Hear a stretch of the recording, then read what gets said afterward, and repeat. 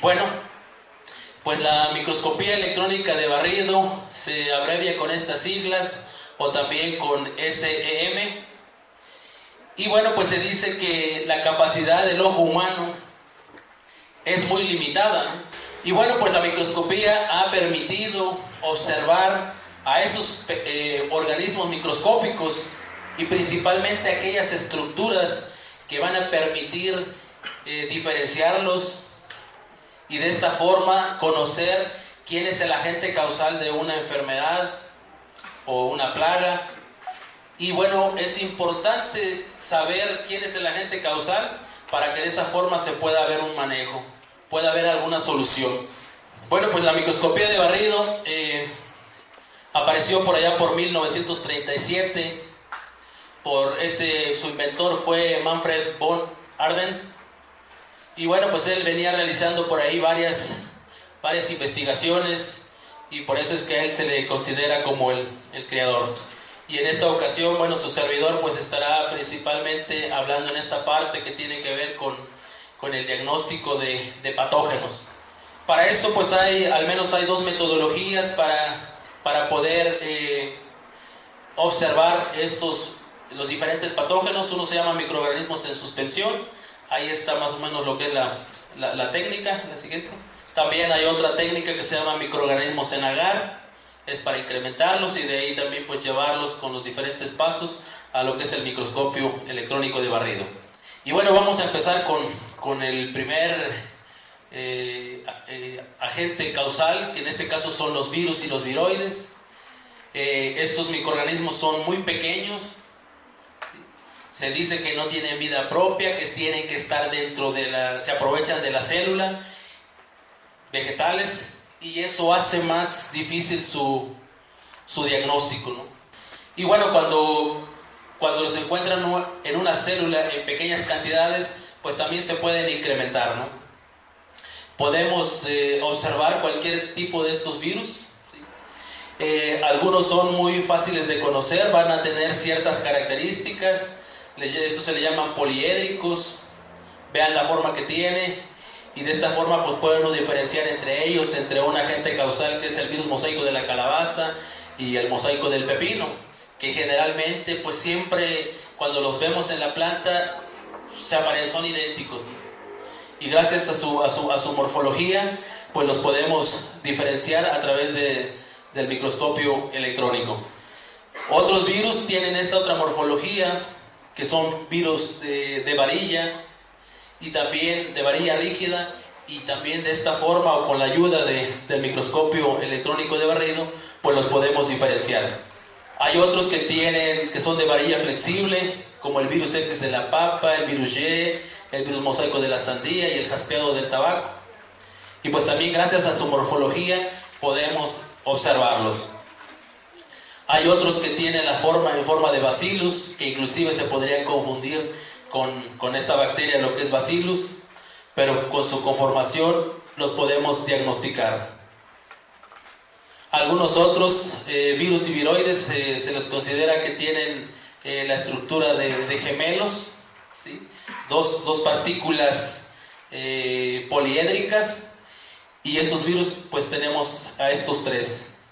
De esta forma, con la morfología, pues es un poco más fácil que estar haciendo a veces ELISAs o simplemente son técnicas complementarias. En este caso aquí estamos visualizando lo que es un viroide. Estos todavía son más pequeños que los virus, ¿no? Los fitoplasmas también son otros organismos más pequeños, ¿sí? Como los observamos aquí. Las bacterias, esos son otros patógenos que en el caso de la fitopatología causan problemas como por ahí de un 5 a un 10%. Y bueno, también son muy difíciles de identificar, ¿no? Y bueno, con la ayuda del microscopio electrónico, pues podemos llegar con una mayor facilidad. Para el caso de los nemátodos, son unos microorganismos, digamos, un poquito más grandes comparado con los virus, con los viroides y con las bacterias. Y bueno, con un simple microscopio es posible identificarlos, pero si tenemos un microscopio que tenga mayor resolución, como en este caso el microscopio electrónico de barrido, pues vamos a poder observar diferentes estructuras. Y bueno, su servidor se dedica mayormente a los hongos. Estos consideramos que son más difíciles de identificar, no porque su servidor lo imparte esta cátedra acá, pero sino por el número. Se habla de 200,000 hongos, ¿no? Aquí es especies, ¿sí? Aquí en Chapingo solamente vemos unas 250 en un curso, ¿no? Y bueno, pues estos microorganismos causan entre el 80 y el 95% de las enfermedades en las plantas. Además, para que visualicen la importancia. Y bueno, pues son microscópicos también. Podemos a veces ver sus síntomas o ver sus signos en los hospedantes, pero para poderlos diferenciar sí es un poquito más complicado. Y no es como en los nemátodos. En el caso de los nemátodos, nomás es con que digas es un nemátodo y le vas a agregar un nematicida.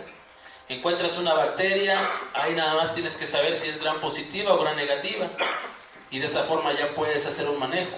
Pero en el caso de los hongos no puedes decirle échale un fungicida, porque pertenecen a diferentes grupos, familias, que cada uno de ellos requiere moléculas específicas, y eso es lo que hace delicado, y eso es lo que también la microscopía electrónica de barrido pues también puede ayudar a diferenciar entre los géneros y las especies.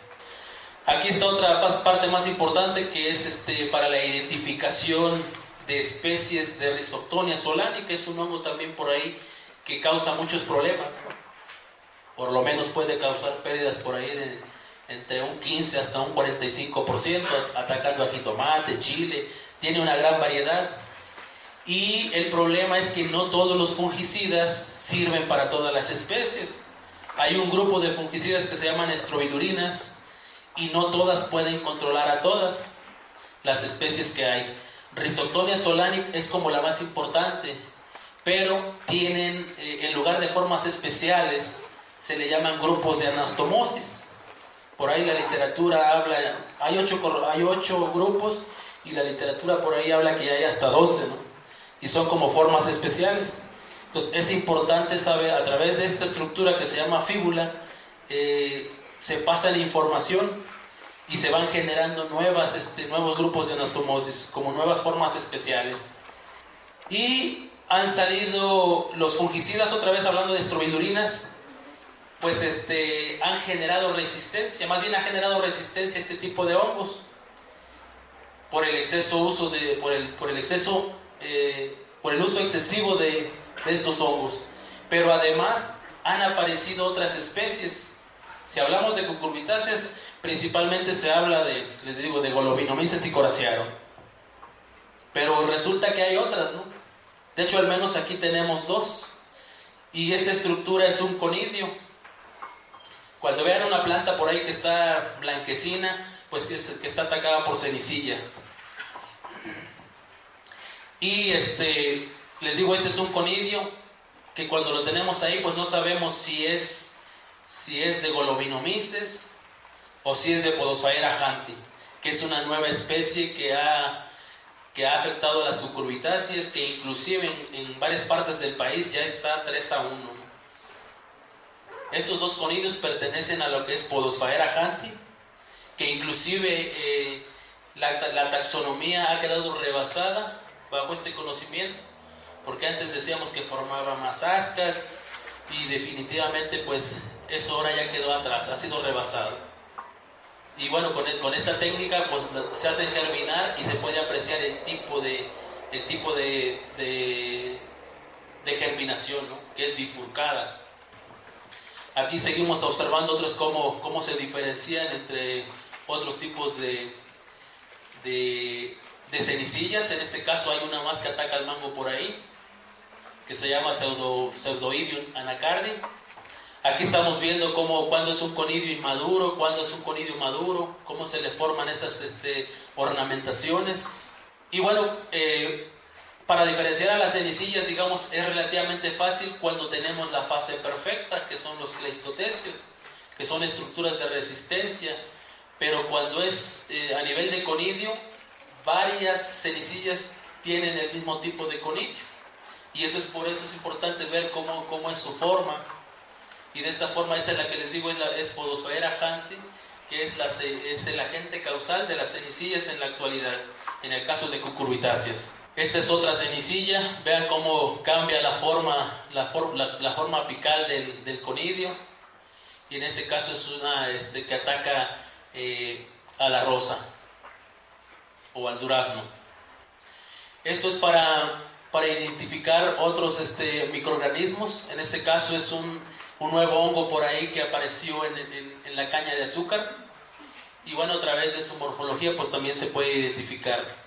Y a diferencia, miren, una fotografía de microscopía electrónica contra uno de microscopía normal, ¿no? ¿Para qué sirve el microscopio electrónico? Bueno, pues para observar cómo es el desarrollo de una infección, ¿no? Vean aquí cómo empieza el conidio a germinar, ¿sí? Cómo empieza su micelio, cómo lo empieza a expander en el cultivo, sobre el cultivo, y cómo va colonizando más hasta el final, cómo queda, ¿no? Eso quiere decir que ahí prácticamente a la planta ya la mató, o ya la parasitó en más de un 50%. Otro más, aquí está, en este caso es Fusarium oxysporum. Aquí se observa cómo unos macroconidios están dañados. La siguiente. Aquí está más evidente, miren. Aquí hay este microorganismo que se llama Saccharícola, cómo está enrollando el micelio del patógeno, cómo lo está matando, ¿no? Cuando aquí de manera tenue se ve cómo está de manera íntegra. Aquí está más evidente para el caso de Rhizoctonia solani con este mismo hongo que se llama Saccharícola. Vean cómo aquí está en contacto con él y ya le hizo una lesión. O aquí estamos viendo cómo esta hifa está introduciéndole hifas en el micelio del hongo patógeno. Rhizoctonia es un agente patógeno, como les dije. Vean acá en este caso está íntegro, tiene un buen espesor, y aquí lo hace más tenue, le quita la melanina, que la melanina es una sustancia de resistencia, de energía en los hongos. Y bueno, pues de esta forma lo va debilitando, y de esta forma también corroboramos que hay un efecto de los agentes de control biológico. Aquí está en una imagen más de microscopía electrónica cómo se observa cómo está haciendo ese enrollamiento. Aquí tenemos algunas partículas de algunos bacteriófagos, cómo están colonizando a una bacteria patógena de humanos. Esta es una célula bacteriana de Escherichia coli, y estos puntitos o tipo cristales blanquecinos son bacteriófagos. De hecho, esta es una nueva tecnología de cómo controlar a las bacterias a través de bacteriófagos, y es una estrategia biológica que trae mucha importancia, ¿no? Hay bacterias como Clavibacter michiganensis, que ha sido muy difícil de controlarla con todos los antibióticos que existen en el mercado y con todos los agentes de control biológico, y no ha sido posible. Así que esta es una estrategia por ahí importante. Aquí también estamos viendo cómo Bacillus subtilis, en este caso, en esta imagen no se ha aplicado, digamos, está solita, es un testigo. Vean cómo el conidio germina, está sobre el tejido de la planta y estaría ocasionando este daño. Pondría la hoja blanquecina. Mientras que cuando le aplicas esta cepa de Bacillus, pues vean lo que hace con el conidio, lo deshidrata, lo parasita y lo desintegra, y tendríamos este tipo de plantas, ¿no? Bueno, otro uso es para identificar agentes de control biológico. Esto también pues da soporte, da sustento científico a poder diferenciar, por ejemplo, entre una cepa de Bacillus subtilis. Estas fueron los primeros que se utilizaron. Este es Bacillus subtilis, que se usa contra hongos, contra bacterias, y este es un Bacillus thuringiensis. Vean cómo es su forma de su célula, y en este caso se usa para el control biológico de plagas. Otro uso que se encuentra para el microscopio electrónico de barrido pues es diferenciar los diferentes, en este caso, agentes patógenos de humano, que le llamamos por riesgos biológicos, que tienen que ver con la inocuidad de alimentos. Vean cómo es una Escherichia coli, vean cómo está su conformación de su célula, a diferencia de una salmonela. Aquí estamos diferenciando a otro que se llama Vibrio cólera, que ocasiona pues el cólera, la diarrea, ¿no? O también esta otra Salmonella typhi. Vean cómo se ve en un microscopio normal, pues no vemos nada, ¿no? Y no podemos diferenciarla morfológicamente, y cuando lo vemos en un microscopio de barrido, pues ya vemos la diferencia, ¿no? Y es más fácil diferenciarla entre una Salmonella typhi y una Vibrio cólera, o inclusive una Escherichia coli, ¿no? Aquí está Escherichia coli, miren, son más largas las células bacterianas. Y bueno, pues ya prácticamente nos faltan dos usos más, que es lo que hemos encontrado. En este caso es una levadura, que esta obviamente tiene una utilidad para el humano, sirve para hacer que la harina, que cuando lo mezclas con harina, pues genere un gas y se infle, ¿no? Y tengamos pues lo que es el pan. Y bueno, voy a cerrar con esta parte que en lo particular a mí me sorprendió. Vean aquí cómo se están comunicando las bacterias, en este caso es Bacillus subtilis, cómo se está comunicando entre ellas. Se dice que a través de estos nanotubos comparten proteínas, comparten ácidos nucleicos. Prácticamente pues ahí va toda la información, ¿no? Es decir, si alguien generó alguna resistencia, pues de una célula se lo puede compartir a la otra, ¿no? En esta parte pues no habría tanto problema, ¿no? Porque lo estamos usando como un agente de control biológico. Imagínense que nosotros hacemos a una célula, le metemos algún antibiótico de los que se usa en campo, una gentamicina, una streptomicina, y lo hacemos resistente, pues después en el campo, al liberarla, puede comunicarse con las demás y transferirles esa información. Aquí describe la metodología de lo que hay que hacer, ¿no? O algunas de ellas. En este caso aquí nada más mencionamos dos, que es microorganismos en suspensión, cómo hay que incrementarlos. Se pueden hacer algunos filtrados. Estos son los pasos a seguir. La siguiente.